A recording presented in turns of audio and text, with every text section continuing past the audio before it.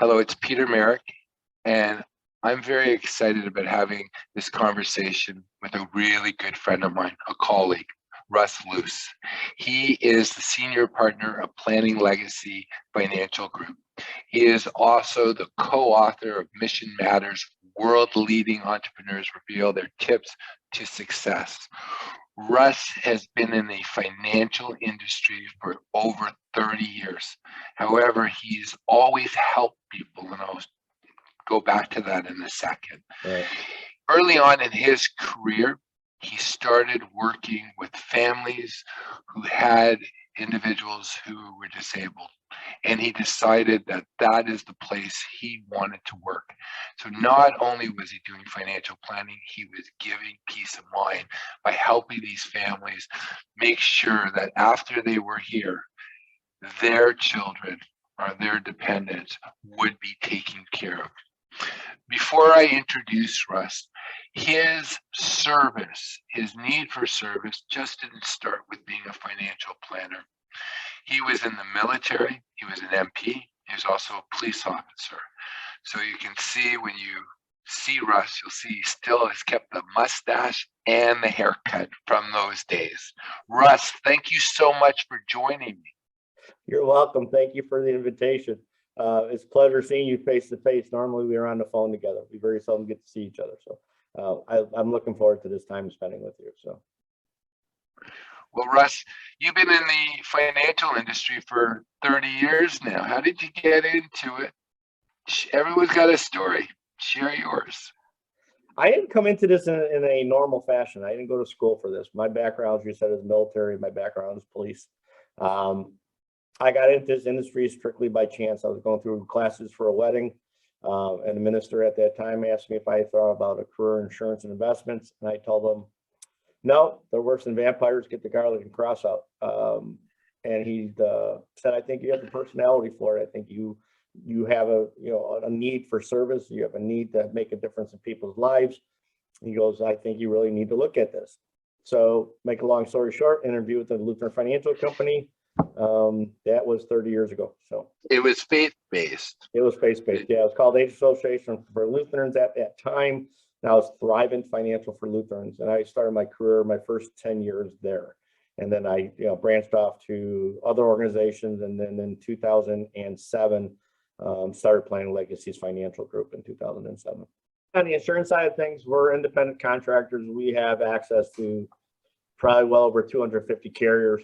And the investment side of our practice is done through any advisory or investment services are done through Silver Oak Securities based out of Nashville, Tennessee.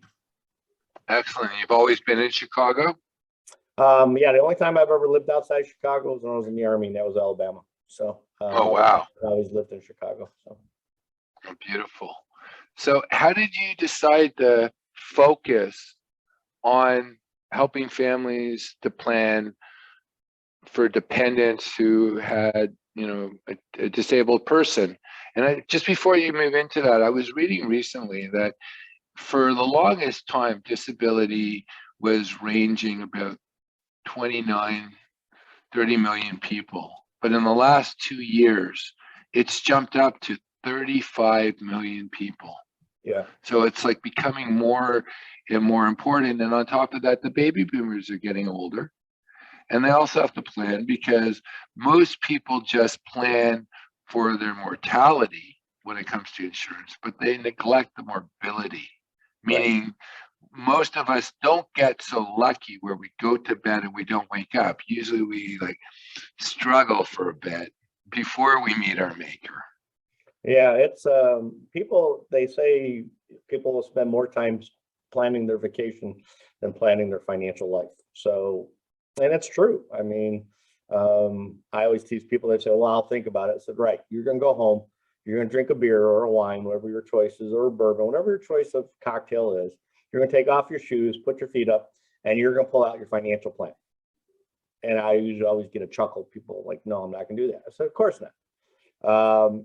So, hopefully people feel that they can reach out and have somebody that they can trust and know they have that person that's in their corner, looking out for them and their financial life. So, Well, I'm just going to make a big assumption because I like you and you're like a teddy bear. You really don't have clients, you have friends. You just happen to be advising. yeah, and we're lucky in that regards. Now being in my 30, almost over 30 years, um, I'm able to be a little bit more selective of the people I work with because if I can't enjoy the relationship, I won't work with a client. Um, Yes. it's just life is too short. I like to have fun. I'm very blessed with having people similar to yourself that are friends that are in the business with me, and and we're able to do things like this. So yeah, it's that's the fun part of this industry is we're able to make a difference in people's lives, but they're no longer clients, they're family. And we tell people, we won't do for you what I won't do for my own flesh and blood. And then we really do mean that. My partner and I, go by that homage, your legacy, your choice. What does your legacy want to be to your family? It's your choice. So we can make it however you want that legacy to be. So Well, one of the things that I share with people is I sell intangibles. So if I don't feel good about what I'm selling, how do I get up in the morning to sell another intangible? Like you right. literally have to believe that you made people's lives better. Yeah, Now, you're not people getting in a who, car. You're like you said, it's something that people can't touch. It's not something that's tangible, like you said, it's intangible. one of the things that I fortunately only had to do this a few times. However, delivering a death benefit, that is when you realize how important this work is. It's really important. And Yeah, I remember, I'll share with you a story, and I'd like to focus uh, back on your story. But you know, I make it a habit that if I'm around and a client or someone I know, a parent dies or something, I always go to the funeral. yeah, I'm the same way. I, and I do that because my father taught me that when times are good, you can have tons of friends. The question is who's there when you're not there. So Yeah. I'm friends with a gentleman, and his father passed away, and then a few months later, his younger brother passed away. Oh no. And I get this call one day, and he's referred me to one of the biggest guys in Canada. What I mean by that, not just money wise, but I mean like he was the granddaddy of modern television in North Wow. America, and he was Canadian. And what he said to me always stuck in my mind. He said, "Peter, you were at my father's funeral. Peter, you were at my brother's funeral. I took notice.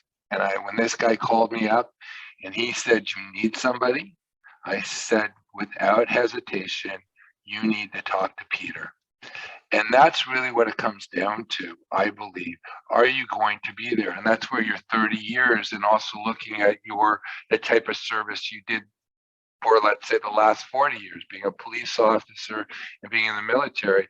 It's like, are you going to be there? Because most people don't realize that you're creating a relationship when you're dealing with someone to be a financial planner. And they learn too. Like, I know for the first 10 years of my life, thank God, and not my life, but my career, that the stock market just went up because I really didn't know anything back I'm not doing that right now. then. Okay, now it's going down. Yeah, now we're not gonna get political, but yes, it's not going up, that's for sure. Yeah, I'm very aware of who your mayor is. So, Yes. We're very aware of her. Luckily, she's not my mayor. Luckily, she's the mayor of Chicago. So, being a suburb of Chicago, we don't have to deal with her. So, I'm very happy about that. so Russ, how did you move into focusing on, disability planning, helping families plan for when they're no longer able to make decisions for themselves?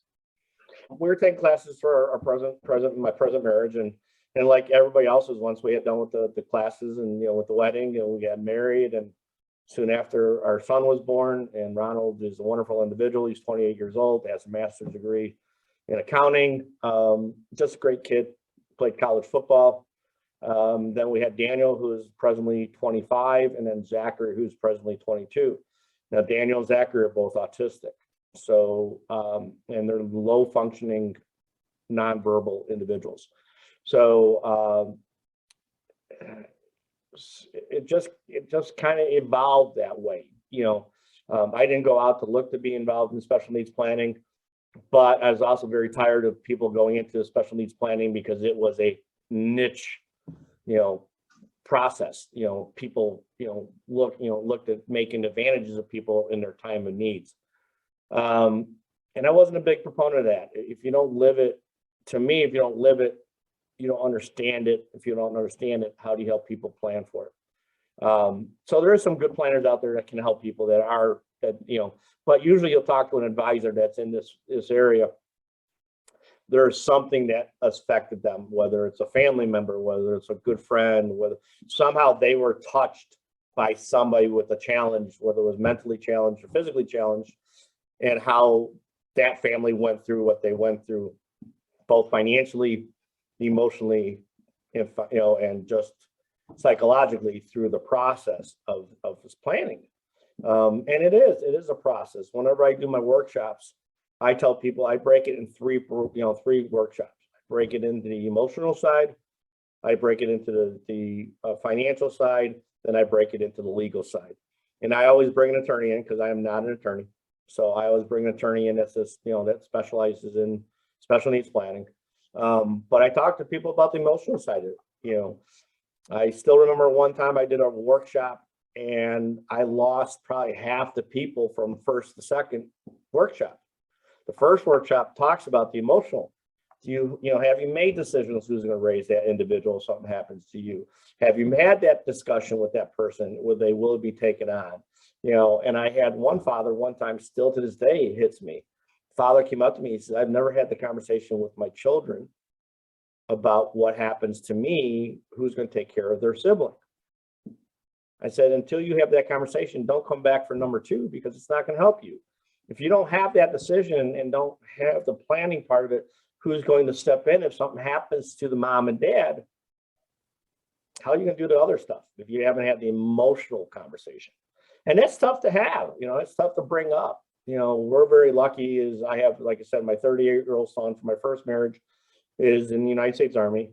He's presently serving in Hawaii. His name is Jim. And Jim and my oldest son with Lynn, Ronald, both said, don't worry, Dad, if something happens to you and Linda, we'll make sure we take care of Daniel and Zachary. I said, I want you guys raising them. I just want to make sure you guys advocate, make sure that they're protected. So, and that's the assumption we went in with when we did our planning.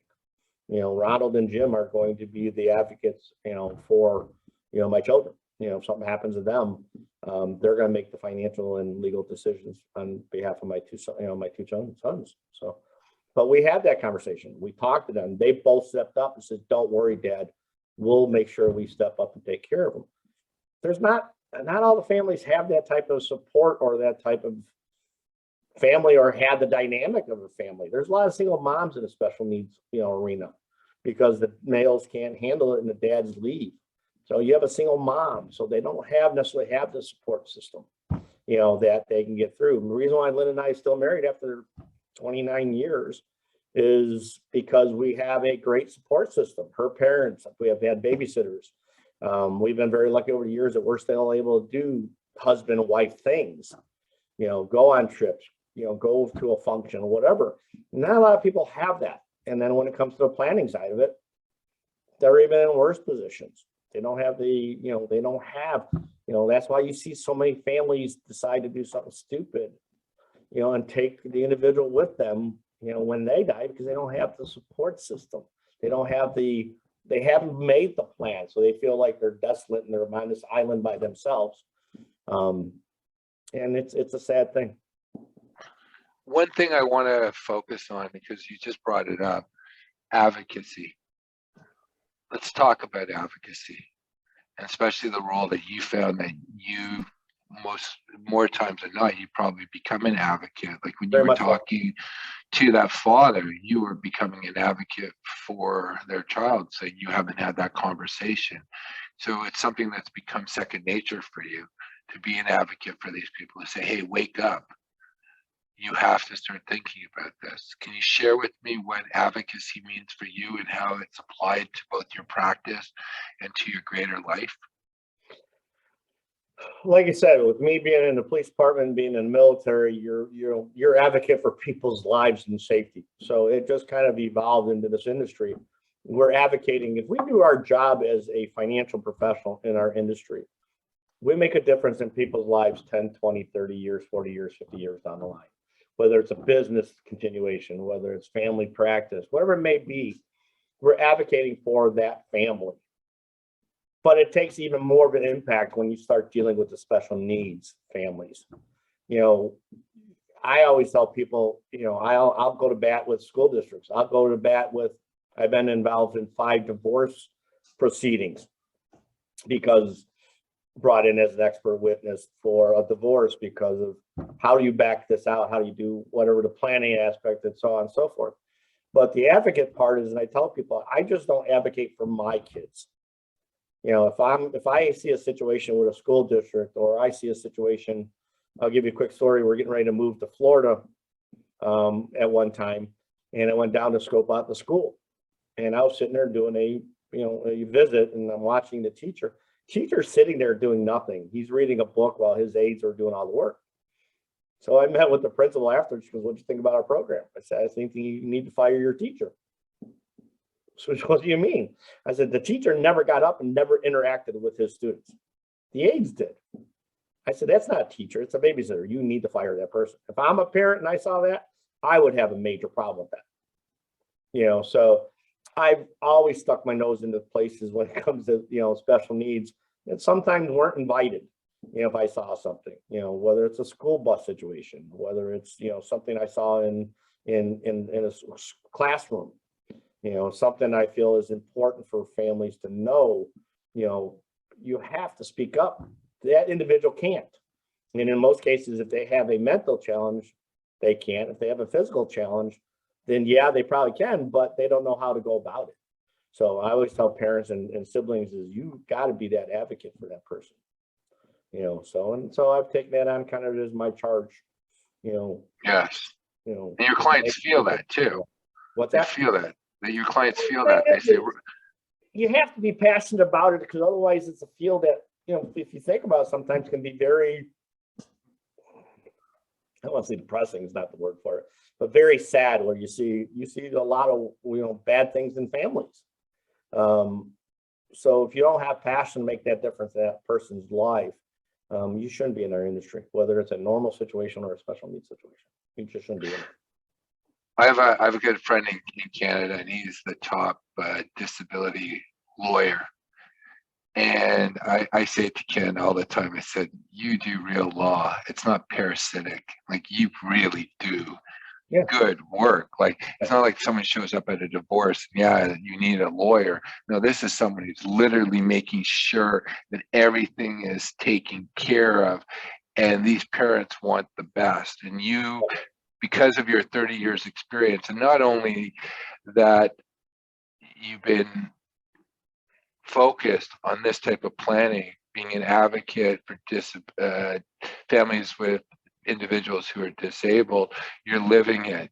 And there's a saying that says, like, a picture is worth 1,000 words, but an experience is worth 1,000,000,000,000 of those. Like, it's in your bones, and you're just able to see things. And that's why people need to approach a planner as a specialty such as yourself, because someone who hasn't dealt with those little minutia, little things, they won't be able to point it out. And more importantly, will they be able to empathize? And that's the thing is people can have what I call false sympathy. You know, oh yeah, I can really think, I can really understand what you're going through. No, you can't. Can I make you laugh? I'm going to make you laugh, Russ. You know, we always have a phrase around our houses: you can't make this shit up. And we're going to write a book. I'm going to write another book, and it's going to be on how, you know, I've gone through 30, or in Daniel's case, 25 years of dealing with these type of situations. And there's stories that I can share that would take more than an hour, that you just sit there and go, you can't make this up. You just can't. You know, Daniel is, you know, goes through seizures. He has a seizure about once a month. Zachary, there's been times Zachary comes down and he's buck naked, because he doesn't know any better. He's not supposed to be, buck naked coming down. But he is, and he don't care, you know. But there's times that we've been on vacation and just something crazy has happened where we've been changing diapers on our special needs sons, on the side of the road when there's gnats flying all around because we can't go in, they have to get, so when we used to travel, we used to always drive because I was, afraid to be the first, plane or family to have a plane get, grounded because of an autism, meltdown. So we never flew, with our boys. We always drove everywhere on vacation. So we always have funny stories. But if you can't see the joy in their lives and see the difference in their lives, as a parent, how do you help other families, look at small things? I always tell people, there's times I just sit there and they go, well, how do you do it? Oh, I can't put my kids back. I can't trade them in for new kids. Some days I wish I could. But there's times you sit there and there's such a happy place. I think they're in a better place than we are sometimes, the way this world is, because they don't know what's going on.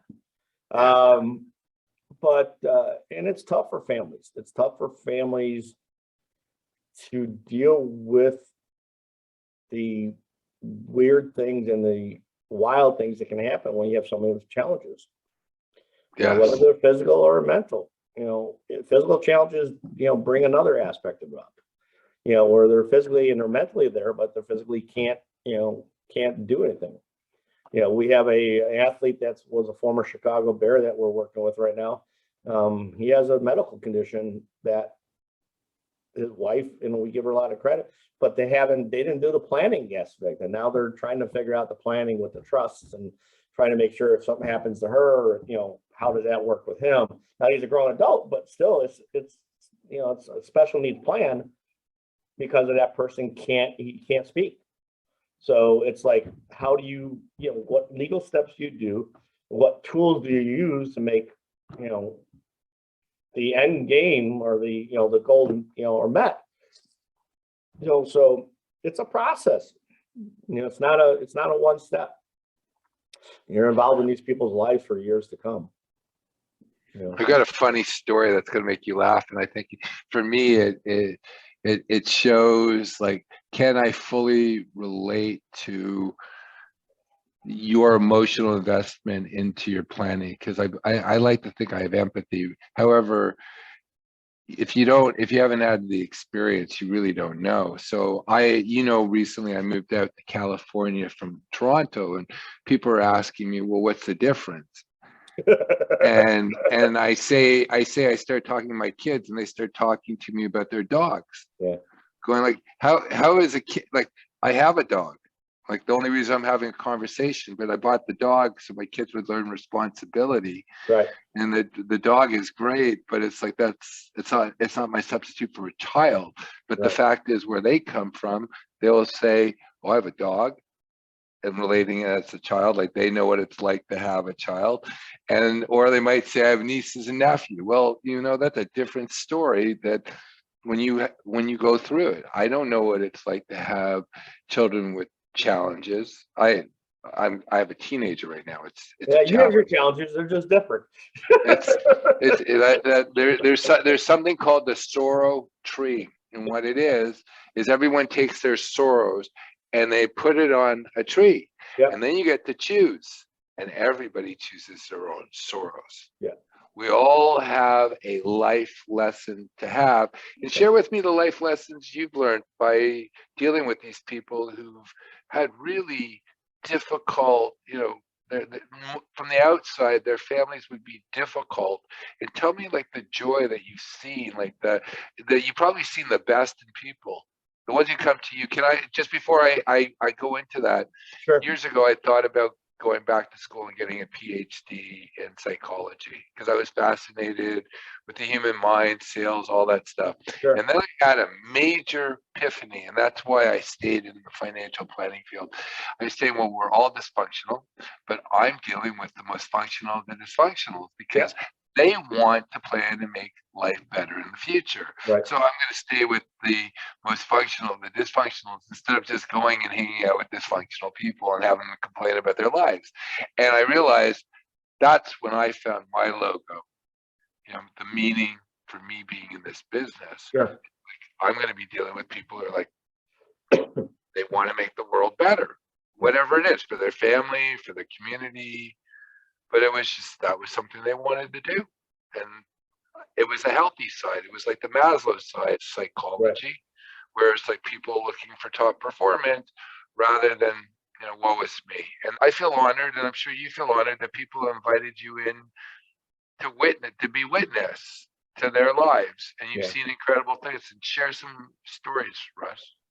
We had, you talking about earlier, you said what your aha moment was in this industry and how it's impacted you. This had nothing to do with the special needs, but we had a situation where we went into a family. Mom and dad had acquired a nice amount of asset, probably over close to $2 million for their retirement that they weren't using. So we just kind of made, found out what their goals were with the money. They wanted the money to go to their kids, but it was qualified. So what that means is Uncle Sam hasn't gotten his tax dollars from it yet, as you know, but somebody who's not in the industry may not know that. So we end up with a concept saying, what if we took out what they had to take out, which was minimum required distribution, the minimum they could take out, buy a life insurance policy to pay the taxes because their kids, because they said their children were going to, get the money. I said, well, you realize you're going to lose about 42% of that money. So make a long story short, we end up writing a contract. It was like almost $1 million life insurance policy. And that was March of 2020. December of 2020, I get a phone call from one of the three sons. And I said, hey, Phil, how are you? He says, great. How are you? I said, good. I said, how's mom and dad? Well, I said, I'd love to clone them. I said, they're just wonderful people. One of my favorite clients. That's why I'm calling. So what are you talking about? He said, mom and dad passed away 2 weeks ago. I said, what are you talking about? He says, they passed away. Dad passed away to COVID, because he had COPD. Mom passed away a week later. And you could have hit me, Peter, with a feather, and they couldn't knock me over. I didn't expect that phone call. So fast forward, we're sitting down with the son, the company re-underwrote everything, found out that they weren't lying about everything, paid out the claim. We delivered the check. The company was Gleaner Life Insurance Society, phenomenal organization. We delivered a check to Phil at his parents' house.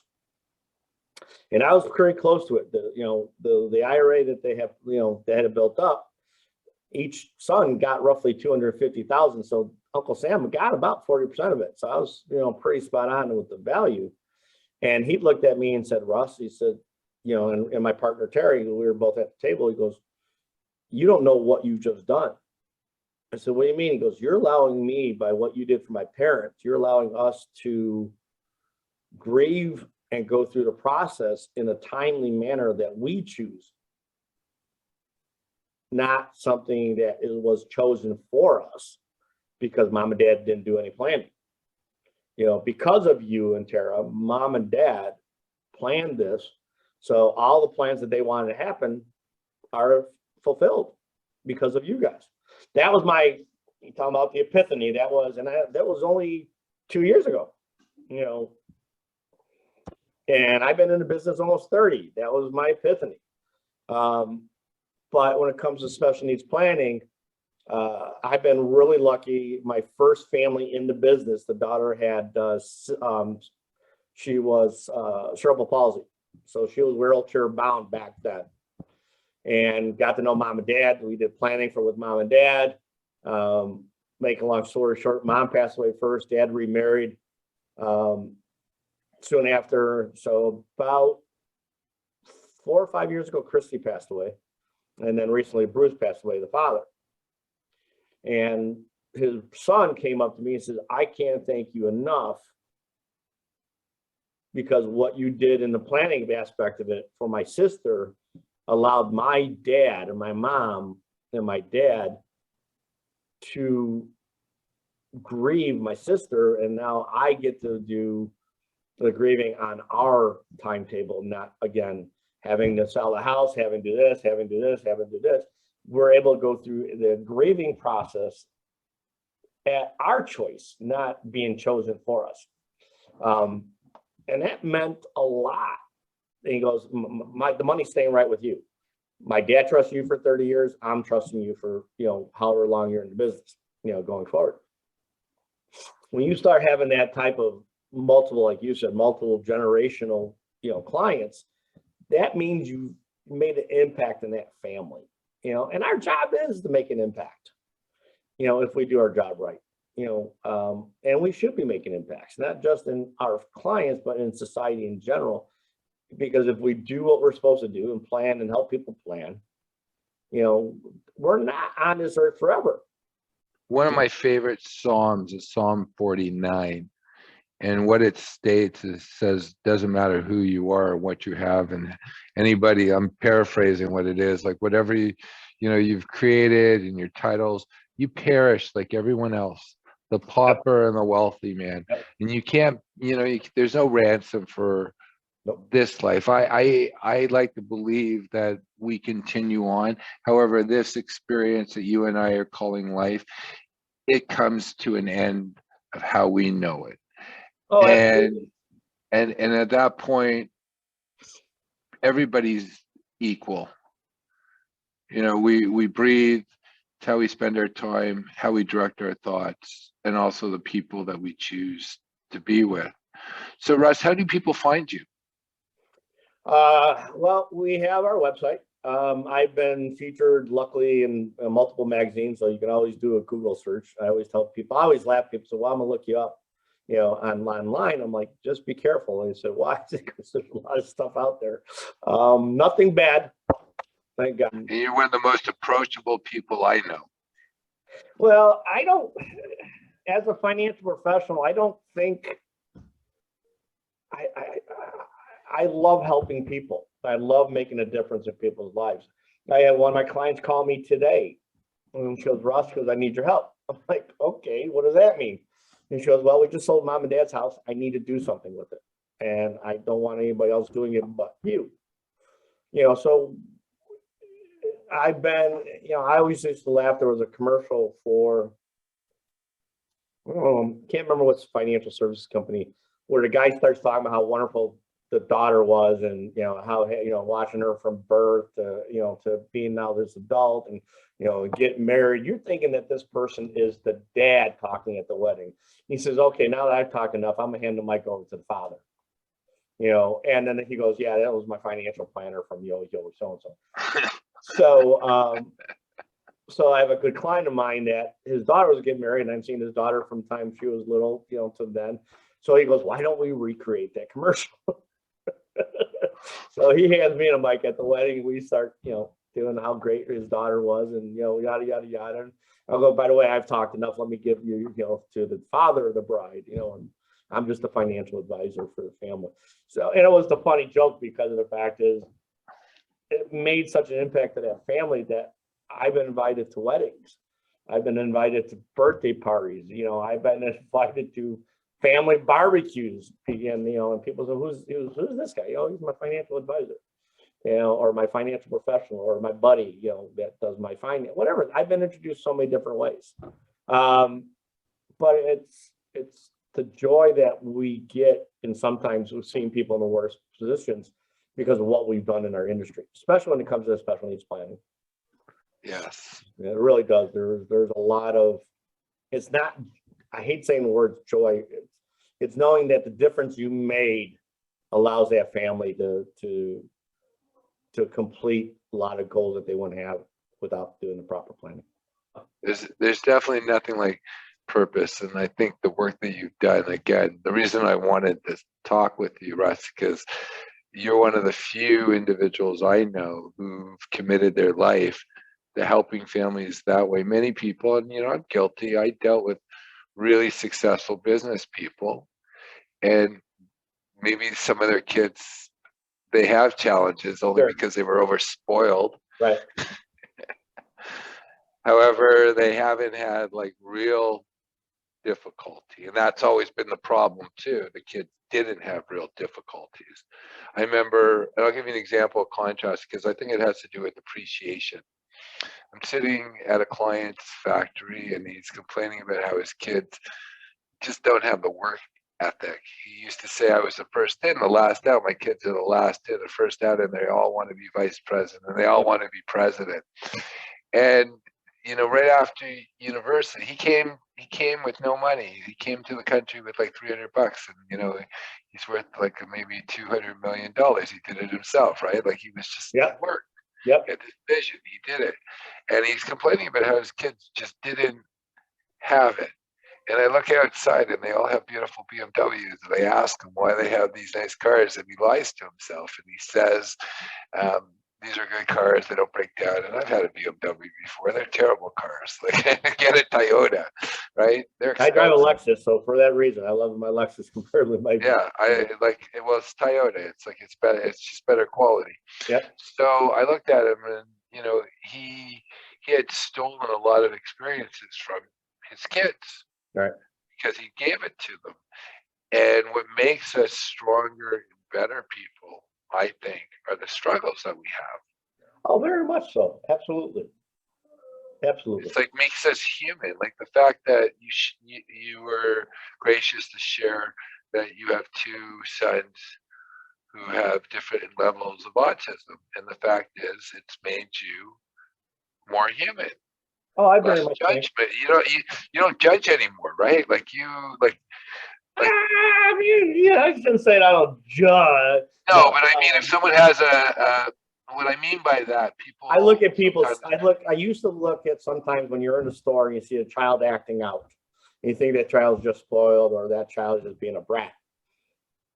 I have a little bit more empathy for those individuals now because I can spot, because of my years of experience of dealing with autism and other situations.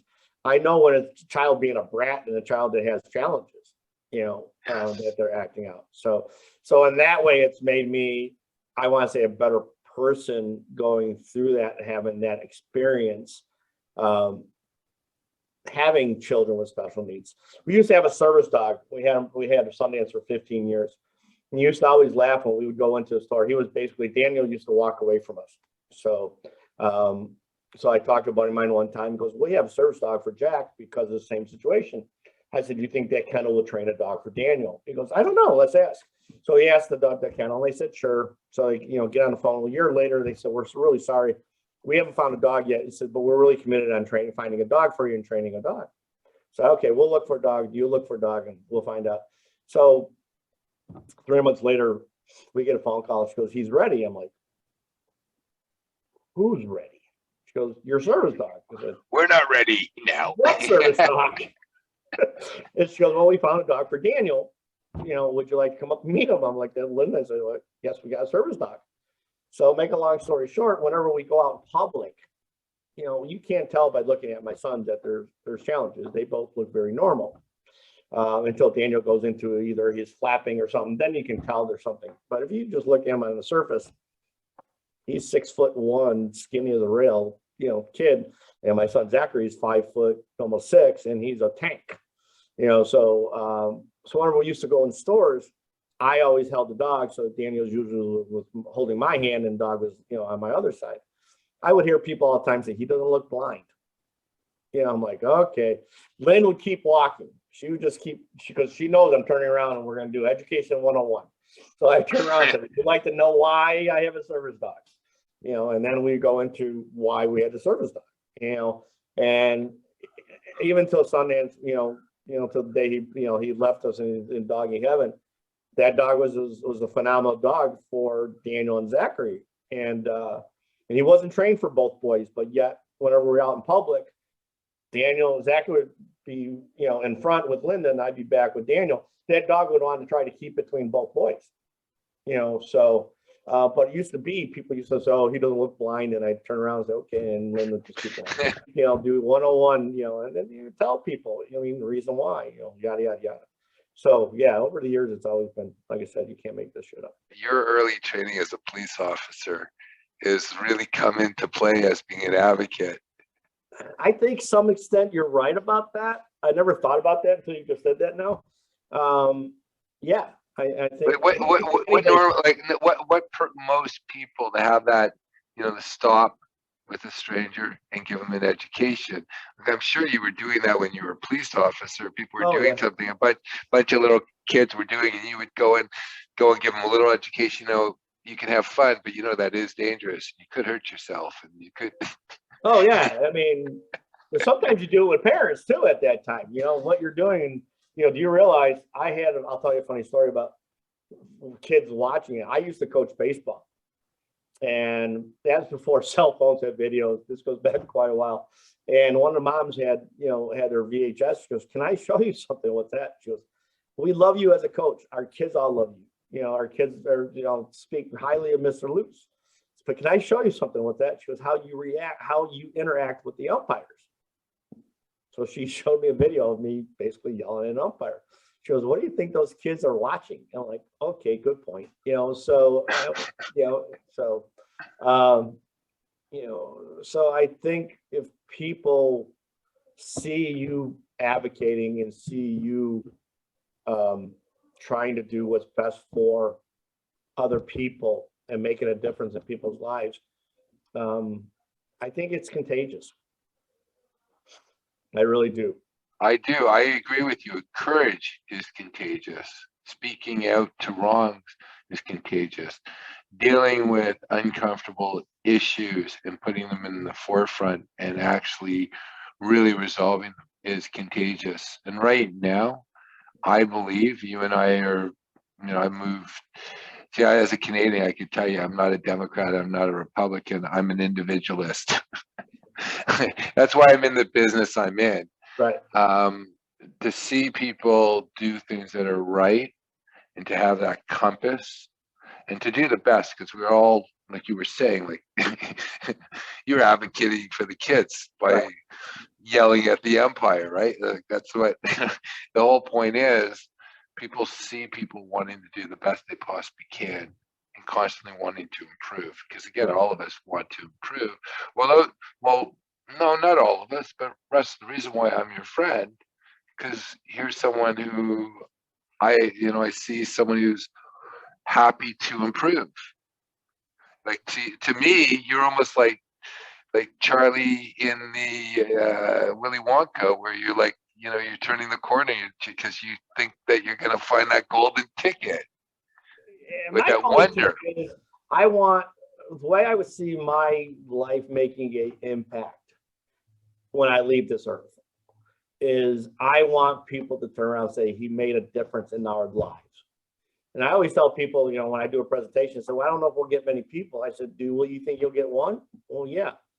"Then that's okay." "What do you mean?" I said, "If I make an impact on that one person, or if I have thousands of people in a room, if one person walks away and does something that they didn't do before, then I've done my job. I've done my impact. I got that person to do something they didn't do." That dad came back about, that I talked to earlier, about the next time we had the workshop. So it was once a month. So he came back to my month.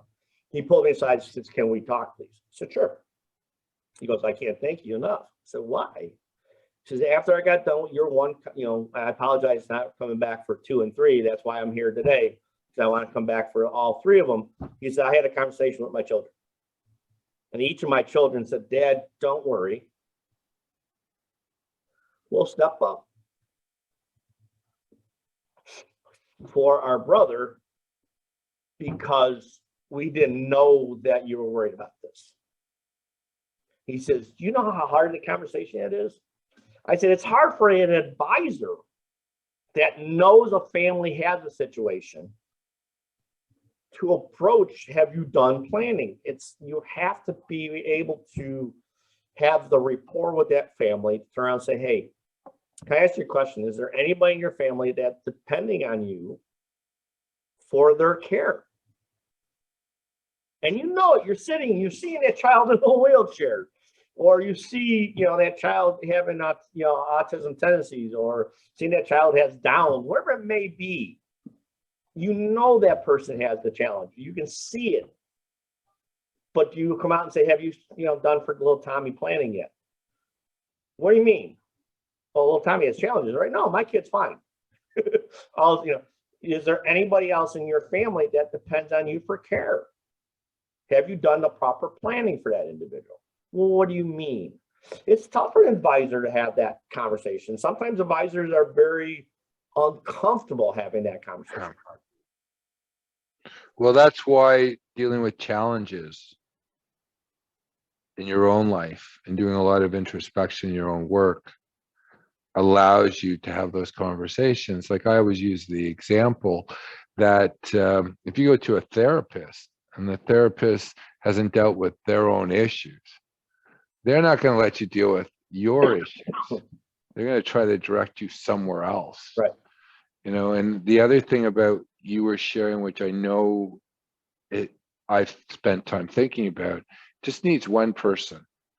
And, Russ, you were very kind. You gave me a beautiful review on my book. And I gave a message to myself at the beginning of my book. And I write about Moby Dick and Medville. Yeah, I remember that part of it. Yeah. So one of the things, the reason I put it there was a message to myself, because here is Medville. He wrote 2 semi-successful books, and then he wrote in 1851 Moby Dick. And there were about 3,700 copies that were printed, and only 573 ever sold. He died in 1891, 40 years after Moby Dick, never wrote again. And in 1923, D.H. Lawrence, who was the greatest writer at the time, wrote a book on the great American novel. He dedicated one chapter to Medville's first 2 books, and then he dedicated one chapter to Moby Dick, saying it was the great American novel. It was the greatest novel written in the Americas. Right. And the reason why I put that there is if you do your best, you don't know who it's going to impact. No. You don't know a word, a kind word, a bad word. Like people have to know that their words are powerful. And that goes back to what you and I were sharing at the beginning, that we sell intangibles. I'm not going to be selling someone a phone or a car. When you think about what you're selling, it's a bunch of paper. It's a bunch of words that says this is what's going to happen. And it's also a bunch of actions. But it's not anything solid. It's not my coffee cup. It's not a car where you can sit in and go, oh, this is such a nice car. These seats are comfortable. It's not that at all. So one of the things, getting back to, with Medville, I like to believe, because he died 40 years after Moby Dick came, and it never sold more than, as I shared, 573 books. And it wasn't until 72 years after he had written Moby Dick, and 32 years after he had died, that became the book that you and I know about. Right. No one knew about it. However, he did something that was lasting, and I like to believe he knew he did his best. Oh, I think so. I mean, I think we all look for fulfillment in some form or fashion. I think everybody wants to be appreciated in what they do in their career. Some careers you get instant and gratification, and a lot of times we don't get as advisors. So that's why I said, so if I know going into a situation that I've made an impact in somebody's life, I know the way I look at it, I believe in God, I believe in my karma. I know that if I do my job right and I look out for the client, my career and my pocketbook is taken care of. My partner and I, Tara and I both discussed, we don't let compensation drive us for helping a client. Our goal is, a lot of times we make nothing on things. I get people tell me all the time, you should charge this type of fee for what you do. And I tell them, so most of the time, they don't charge clients any fee in that regards, because it's, families that don't have a lot need the service. And the ones can afford it, I don't have a problem charging. But the ones that don't, I'm not charging them for that. I'd rather let the carriers or let, what we're doing pay me and not charge that individual person that is basically just barely making as it is. But that's just our way of looking at it, is we want to make a difference in their people's lives. As long as we do our job right and we made that impact, then that's our compensation a lot of times. Well, you're getting rewarded now. You're starting to really hit it out of the park, because the legend of Russell Luce is I don't know. of being a caring guy is starting to spread within Illinois and now branching out. So, Russ, which states do you operate in? Presently, we're licensed in Illinois, Indiana, Wisconsin, Colorado, Florida, Georgia, Washington State. I think we're licensed in like 10, 15 states. Yes. But the nice thing about our industry is we can be licensed in any state. So if something We don't want to be. When I was in Canada, I was licensed in every province except the nation of Quebec. Yep. Because the laws were different. It was like it was a different animal. Yep. Russ, you've been fantastic. I want to thank you so much, and I'd love to actually talk to you again about your experiences. But this has been wonderful. So, Russ, how can someone contact you? What's your website? The website again is www.plfg.org. My email address is Russell, RUSSELL @plfg.org. And then my cell number is 708-308-7545. One thing I want to tell people is, if you do ask any questions that I get, I do advisory services and I do investment planning through Silver Oaks Investments Incorporated. So thank you so much, Russ. Thank you, my friend. Look forward to talking to you again. You can call me anytime. I love our conversations.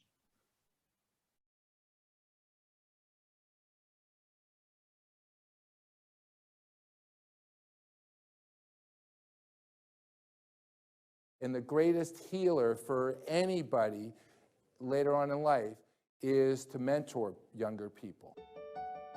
And I find this all the time. I sit down with business owners all the time, and they always give me unsolicited advice because they want to share their knowledge, and it's really important. Here with me is Peter Merrick, president of merrickwealth.com. Peter is an income and capital enhancement consultant, speaker, and author. He is also a recognized expert in the world of succession planning. There's over 800 published articles and 3 industry textbooks. He's a Canadian who joins us today from San Diego, California. Thanks for joining us. So, Peter Merrick, tell us about you. Well, I've been in the financial service industry since the end of 1991. I graduated during the recession. The baby boomers were in their positions, so there was no jobs. So the 2 businesses that opened up were the technology field and the financial field. It was the Wild West in both of them. So I had this brilliant idea, and I had a friend of mine, and we started talking, and I said, hey, how difficult would it be for us to get a mutual fund dealer license? Not difficult enough.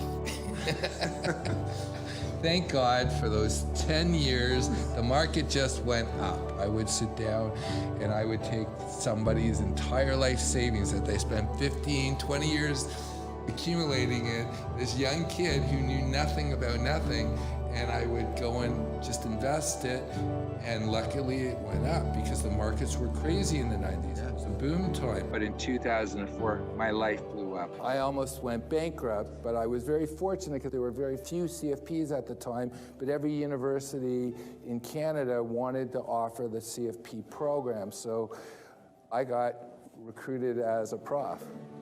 And it was great. I was reading all the textbooks. I would call all the big publishers. And what I came to the conclusion was the succession planning was missing. One of the issues was there was very little talking beyond the accumulation stage. Like, how do you have a healthy life after you've done that? I also looked at demographics. At the turn of the 20th century, the average life expectancy in the West and North America was 43 years old, and people are dying at 83. No one ever lived to 83. Well, so I always say that there's two financial plans. There's the financial one that we work on, and there's what you're going to do with all your time and that energy once you're done. And with this thing that they've been racing towards, they've hit it. But if they haven't thought about what they're going to do after or how they're going to feel validation for their existence, they just never stop. They just keep going. Well, it's not anybody's fault, because when people are young, they focus too much on doing, and later on in life, they have to focus on being. So I wrote my own textbooks because I thought it was very important to talk about how do you transition from the first half of life, which Carl Jung called it the mourning, where you're accumulating, whether it's your ego, designations, education, houses. The second half is deconstruction, giving wisdom away, giving away my money, giving away my time, leaving a legacy. So talk to me about that stage. What's the purposeful way or kind of the best practices, ways, or considerations for people to take when transitioning into that stage of life? Well, one, decide whether or not you want an exit. I find between the ages of 55 and 70, a lot of people feel that I'm just tired doing the same thing that I've always done, and I have the money now. So maybe I should get out when the going is good and pass on my business to someone who's got the energy to navigate it. Number two, who are you going to sell your business to? There's one issue about selling it to a family member or an employee. What happens after you sell it? Things don't go right. A lot of business owners want to sell their business because they just want to wash their hands. But by selling it to someone you know, you're not getting out of your business. The best is to sell to a third-party purchaser. The last one is after they make that transition from being a business owner, building a nest egg for themselves to have choice, they don't know what they're going to do. I've spoken to people who say, I'm going to take up golf. So my question is, do you golf now? I don't golf now. So what makes you think you're going to golf later?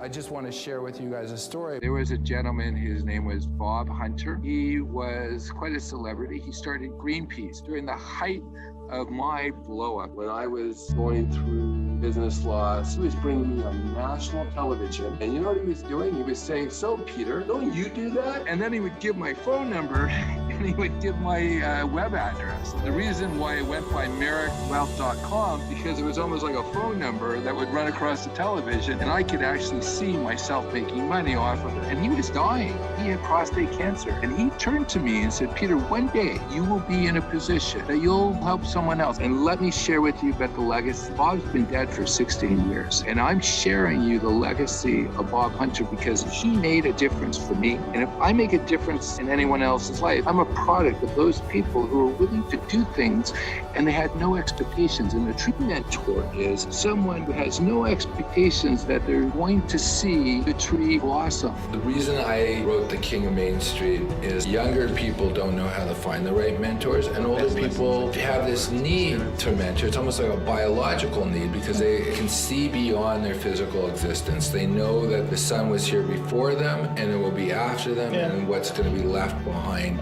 that they leave. I would joke, I can't make you money, but I can definitely save you money. What I mean by that is I am a Sherpa. That's someone who would guide someone to help them come down. But I realize the most precious asset they have is not their money. It's their time. What last piece of advice would you like to give our listeners? If you have a business, the most important thing to ask yourself is, why did you get into the business? And it's usually not to create a legacy, it's to create the lifestyle that you want. And at that point, ask yourself, what do you want to do during your last days? The last human freedom is to choose one's own beliefs, one's own way. Everything else you can have taken away from you.